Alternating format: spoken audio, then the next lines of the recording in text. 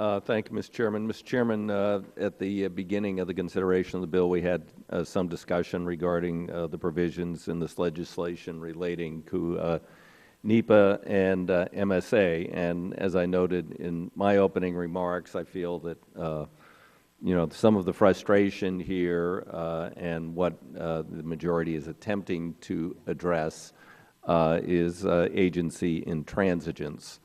I believe there's another way to approach this because, as was noted by a couple of other members commenting upon the NEPA MSA provisions in the bill, we believe that that will lead to potentially unintended consequences regarding endangered species. The regulation or overlap or conflict between MSA and anadromous fish within state waters or within river systems.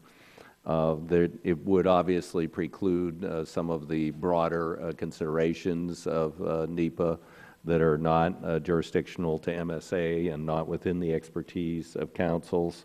It would preclude some public participation, again restricting it to the council process itself.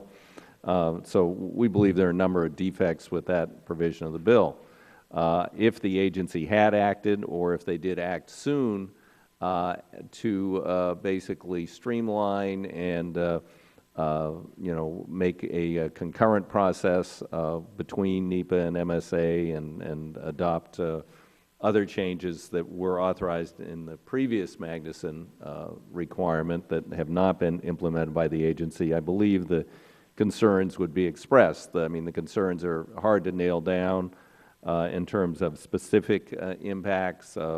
Most frequently cited is one early on analysis more than a decade old, which is precluded by subsequent law in terms of the length and breadth of the analysis. So I'm not certain, other than ending up with a duplicative process in certain areas and sometimes a process that is not concurrent. I'm not sure what other concerns we're getting at. So what my amendment would do is just say NOAA, 5, 6 years in now, or 8 years, however long it's been, they've been developing this rule, would have 90 days to implement a policy directive regarding the integration of NEPA and MSA.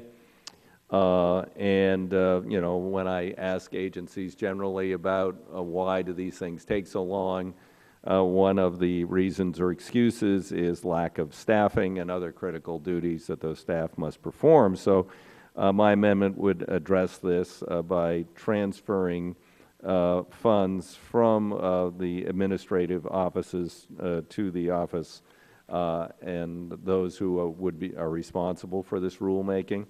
I think this would send a strong message to the agency. I think it would address the real concerns, and I think this would avoid any unintended consequences given the breadth of the language in the bill. With that, Mr. Chairman, I'd yield back the balance of my time. I thank the gentleman. I will recognize